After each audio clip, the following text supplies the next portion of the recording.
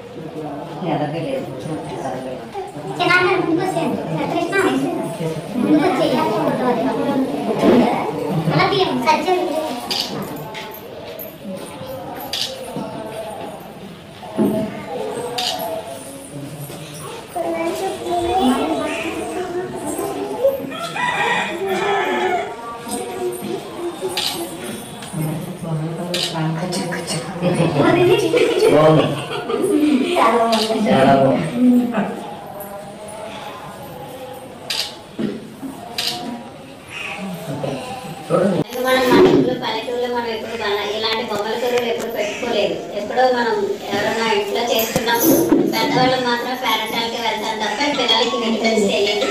ఇక్కడ ఉన్న బొమ్మల గురించి వీటి గురించి ఇవన్నీ కూడా వాళ్ళకి అవగాహన కల్పించాలని చాలా చక్కగా చిన్నగా మా అందరూ. అలాగే మీ గర్భవతులు ఎవరైతే బాలింతలు గర్భవతులు ఉన్నారో మీరందరూ కూడా మీకు ఇచ్చిన ఫుడ్ మీరు తీసుకుని తినాలి. అది మీరు యూటిలైజ్ చేసుకుంటేనే మీరు హెల్తీగా ఆరోగ్యవంతమైన బిడ్డల్ని కనగలుగుతారు. సో ఎప్పటికప్పుడు ఏఎన్ఎం గారు, ఆశా వర్కర్ గారు హెల్త్ చెకప్ చేస్తూ ఉంటారు. సో మీరందరూ కూడా హెల్త్ చెకప్ చేయించుకోవాలి. ఎప్పటికప్పుడు మీ పిల్లల బరువులు కూడా చూపించుకుంటూ ఉండాలి. వయసు బరువు ఉన్నారా లేదా అనేది కూడా మా టీచర్ గారు చెప్తూ ఉంటారు. దాని ప్రకారం ఏ ఫుడ్ పెట్టాలి పిల్లలకి, ఏం పెడితే వాళ్ళు ఆరోగ్యంగా ఉంటారు అంటే న్యూట్రిషన్ మనం చెప్తాం. ఇంట్లో ఏముంటుందంటే సహజంగా ఈ ఇంట్లో ఏది అదే పెడతాం తప్ప దాంట్లో పోషక విలువలు ఉన్నవి ఏవైతే ఉన్నాయో పెట్టడానికి అంటే టైం ఉండదు. కూరగాయలు ఆకుకూరలు కొనుక్కోండి అనమంటే కూడా పల్లెటూరులో ఆకుకూరలు కూడా దొరకవు. సహజంగా ఇదివరకు రోజుల్లో పల్లెటూరులో దొరికేవి ఆకుకూరలు, కానీ ఇప్పుడు ఎవరు కూడా అందరూ గచ్చులు చేసేసుకోవడంతో న్యూట్రీ గార్డెన్ కూడా పెంచుకోవట్లేదు. పెరటి తోటలు మనం పెంచుకునేవాళ్ళం ఇదివరకు రోజుల్లో. మా చిన్నప్పుడు అయితే అందరి ఇళ్లలోనూ చక్కగా తోటకూర ఆకుకూరలు వేసుకునేవారు. బీరపాదులు, ఆనపకాయ పాదులు ఇవన్నీ పెట్టేవాళ్ళు. ఆ పండుగలు వచ్చినప్పుడు అందరికి ఇంటింటికి పంచేవాళ్ళు. చిక్కుడు పాదులు సంక్రాంతి వచ్చిందంటే అందరూ తరగతి కూర వండుకోవాలని చెప్పేసి తల ముక్క పంచేవాళ్ళు. ఇప్పుడు అసలు ఎవ్వరు కూడా కోతులు వచ్చేస్తున్నాయని చెప్పేసి పెంచడమే మానేశారు.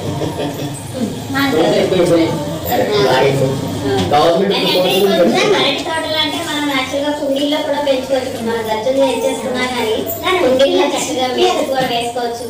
మెంతులు వేస్తే విత్తనాలు వేస్తే వస్తాయి. అలాగే తోటకూర, ఈ గోంగూర, ఈ పాలకూర, చుక్కకూర విత్తనాలు పప్పు సంతరగా చక్కగా వేసుకొని చక్కగా వాటి ఆరోగ్యవంతంగా ఉండొచ్చు. పప్పులో వేసుకొని తింటూ అలాగే మనకి అందుబాటులో మునగ చెట్లు ఎక్కువగా కనిపిస్తూ ఉంటాయి. మనం ఏంటంటే ఆ మునగాకు ఒకటి మునక్కాడు మాత్రమే వాడతాం, మునగాకు వాడు. కానీ సిటీలో ఏంటంటే ఆ మునగాకు కూడా కారపొడి చేసి అమ్ముతూ ఉంటారు. ఇక్కడ మనకి ఉచితంగా ఉండడం వల్ల ఎవరు కూడా దాన్ని లేదనుకుంటే చారు పెట్టుకున్నప్పుడు కానీ సాంబార్ పెట్టుకున్నప్పుడు కానీ మనం ఎలా అయితే కరివేపాకు వేస్తామో అలాగే ఈ లేత కూర వేసేటప్పుడు దాన్ని అందులో వేసుకుని నాలుగు పెట్టుకుని దాన్ని పక్కన తీసుకొచ్చి ఆ రసం దిగడం వల్ల దాంట్లో ఉన్న పోషక విలువలన్నీ కూడా మన కుటుంబాలందరికీ అందుతాయి.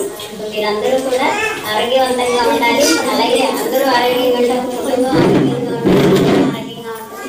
గ్రామం ఆరోగ్యంగా ఉందంటే మండలం ఆరోగ్యంగా ఉంటుంది. అలాగే ఆంధ్రప్రదేశ్ అంతా ఆరోగ్యవంతమైన ఆంధ్రప్రదేశ్